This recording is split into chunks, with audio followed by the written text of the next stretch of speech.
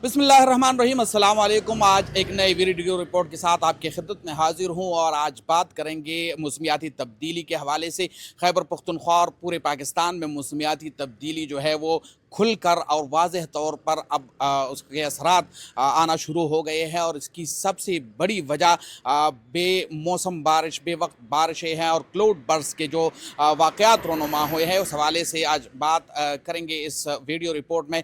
मेरे साथ इस वक्त मौजूद है सवात से सीनियर सहाफ़ी और हमारे भाई शहजाद नवीद साहब। उनसे सवात के हवाले से खुसूसन बात करेंगे। बहुत शुक्रिया आप वक्त देने का। ये बताएगा कि सवात में इस वक्त जो है मौसमियाती तब्दीली के असरात जो है वो रुनुमा होना शुरू हो गए हैं, बारिशें हैं, सैलाब आ रहे हैं, तो उस हवाले से ज़रा बताइएगा कि अब तक कितने सैलाब आ चुके हैं, उसके नुकसानात क्या है।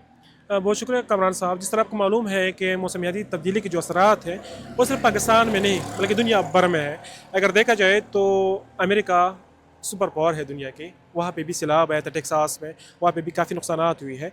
लेकिन बदकिस्मती से पाकिस्तान एक गरीब मुल्क है, तो यहाँ पे इस तरह जब आफात आती है तो लोग मुसलसल मुश्किलात का शिकार होते हैं। स्पेशली हम स्वात की बात करें तो स्वात में एक तो 27 जून का सैलाब आया था, जिस तरह आपको मालूम है कि वहाँ पे सैया दरिया के बीचों बीच फंस चुकी थी और एक रेल आया था। बदकिस्मती से उसमें 13 अफराद जो थी वो जान से गई थी और 3 को जो है वो ज़िंदा निकाला था।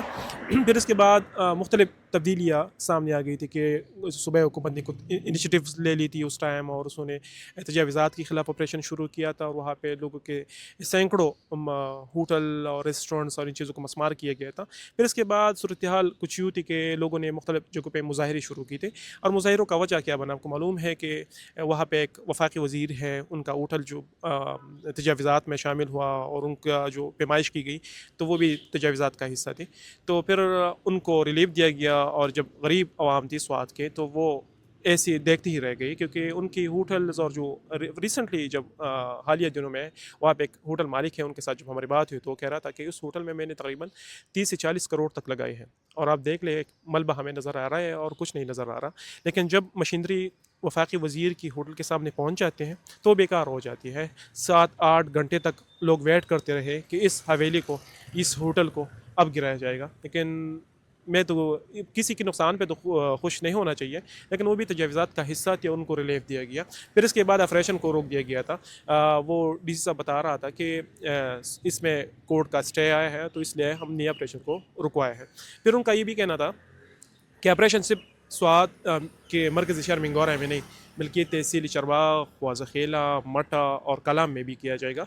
लेकिन आपको मालूम है कि जिस तरह हमने डीसी साहब से बात की सलीम जान से, तो वो बता रहा था कि हम कलाम में भी ऑपरेशन करेंगे, अपर स्वात में भी ऑपरेशन करेंगे।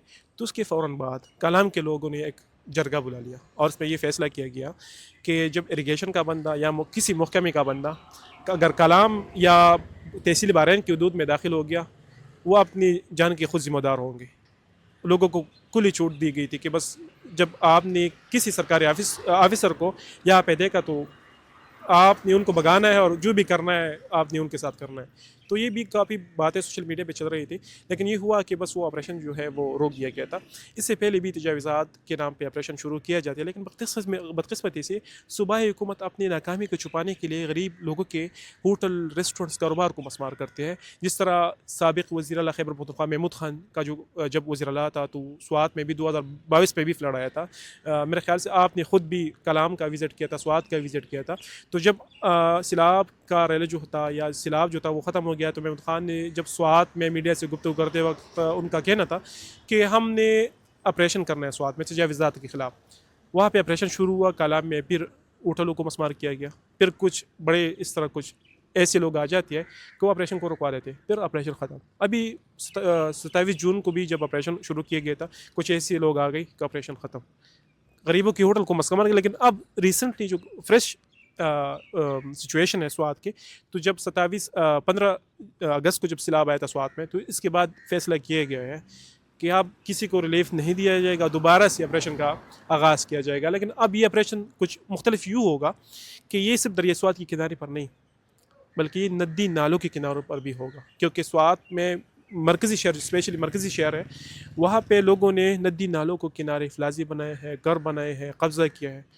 तो आई डोंट नो कि गवर्नमेंट उसके साथ क्या करेगी, क्योंकि वहाँ पे लोगों ने करोड़ों रुपए की इन्वेस्टमेंट की है।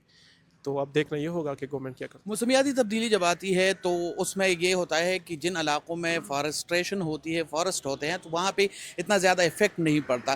سوات تو فارسٹ ہے کافی زیادہ وہاں پہ، تو پھر کیا وجہ بنی کہ یہ حالات جو ہے ایسے ہو گئے ہیں؟ جس طرح آپ کو معلوم ہے کہ ایک رپورٹ ہے، میں نے ایک ریسرچ دیکھ رہا تھا، وہ 1990 کی ہے. ابھی ریسنٹلی اگر میں بتاؤں تو اس کے مطابق پاکستان میں تقریباً 4.0 ریشیو اس نے بتایا تھا کہ اتنی فارسٹ ہے 1990 میں اس ٹائم. اور ابھی جب ان کا کمپیریزن کیا جائے تو وہ کہہ رہا تھا کہ 2% جو ہے وہ جسٹ 2% رہ گیا ہے، 4 میں سے 2% رہ گیا ہے. اس کا مطلب ہے کہ ہم نے تقریباً 30 سال میں اپنی آدھی جو فگر ہے جنگلات کی ان کو ختم کیا ہے. پھر ریسنٹلی جب ہمارا وزیر جو تھا سوات سے، وہ وزیر جنگلات جو تھا فضل حکیم صاحب، ان کے دور میں اتنی کٹائیاں ہوئی ہے کہ میں آپ کو بتا ہی نہیں سکتا. صرف سوات میں نہیں بلکہ سوات، بنیر، شنگلہ اور اس میں ساتھ ساتھ مانسیرا اور مختلف جگہوں پہ اتنی کٹائی ہوئی کہ میں آپ کو بس اگر آپ نے خود بھی وہی ویڈیوز دیکھی ہوگی کہ پھر لوگوں نے جب اس کے خلاف مظاہرے شروع کی کہ یہ جنگلات تو ہمارا قیمتی اثاثہ ہے، تو پھر سی ایم نے اتنا ایکشن لیا کہ وہی ان کو دوسرا وزارت دے دی اور وہ جو پیسوں کا وزارت تھا وہ اپنے پاس رکھ لی. تو جنگلات کی کٹائی اب بھی ہو رہی ہے، ڈیفارسٹیشن ہو رہا ہے.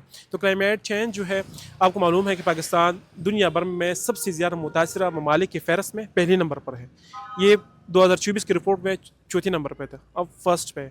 اور آپ کو معلوم ہے کہ پاکستان میں جو لاسٹ 20 ایئرز ہے اس میں سے 139 جو ہے وہ قدرتی آفات آ چکی ہیں. اب اس سال میں آپ یہ دیکھ لیں کہ اب 27 جون کو بھی فلڈ آیا تھا سوات میں، پھر 15 اگست کو بھی آیا.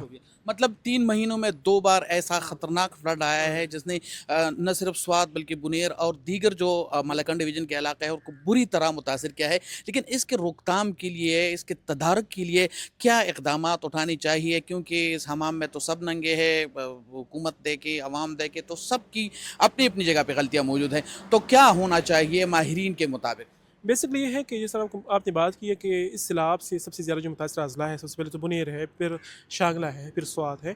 یہاں پہ بنیر میں تو آپ کو معلوم ہے کہ 250 سے زائد افراد جو ہے وہ لوگ میاں جل بن چکے ہیں. اس کے ساتھ ساتھ شنگلہ میں تقریباً 36 افراد جو ہے وہ مختلف واقعات میں جو ہے وہ جان سے گئی. اس طرح سوات میں 22 افراد.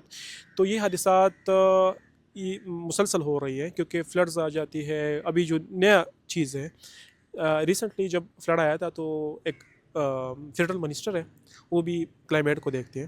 تو میں نے ان سے پوچھا کہ یہ کلاؤڈ برسٹ ہوتا کیا ہے اور اس پہ آپ نے ابھی تک کیا کیا. تو انہوں نے مجھے جواب دیا ہے کہ یہ چیز جو ہے یہ ہم نے فرسٹ ٹائم دیکھی ہے. کلاؤڈ برسٹ ہوتا کیا ہے.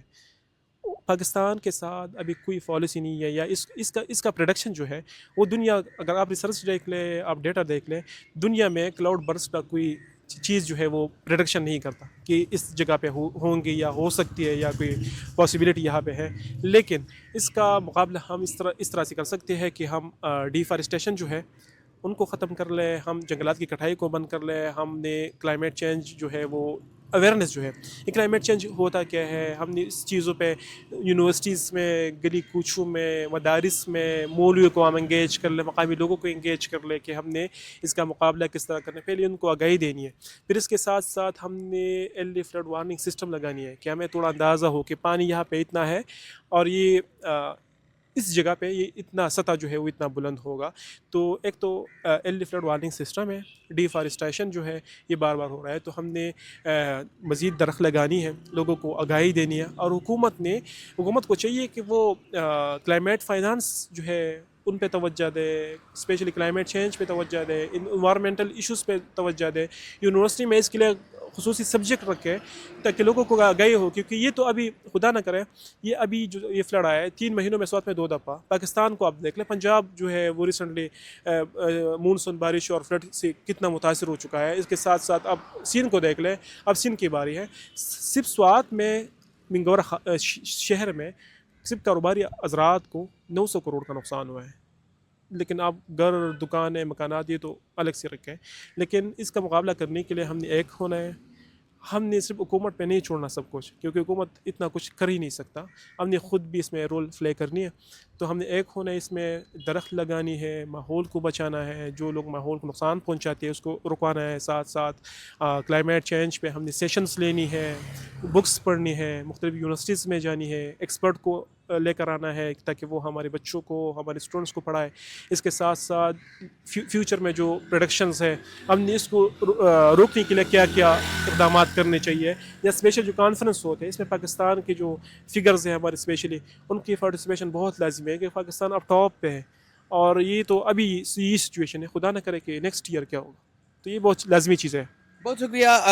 ان کے باتوں کا خلاصہ یہی ہے کہ ایک تو حکومت کی پارٹ پہ ہے کہ وہ پالیسی بنائے, لوگوں کو آگاہ کرے اور بین الاقوامی سطح پر بین الاقوامی برادری کو اس بات کا یقین دلائے کہ پاکستان اس وقت ایک خطرناک صورتحال سے دوچار ہے, خصوصاً موسمیاتی تبدیلیوں کے حوالے سے. اور دوسری بات ان کی یہ تھی کہ عوام کو بھی چاہیے کہ اس سے آگاہی حاصل کرے, درخت زیادہ سے زیادہ لگائے اور اس ماحول کو اس طرح بنائے جس طرح یہ کچھ دہائی پہلے تھا.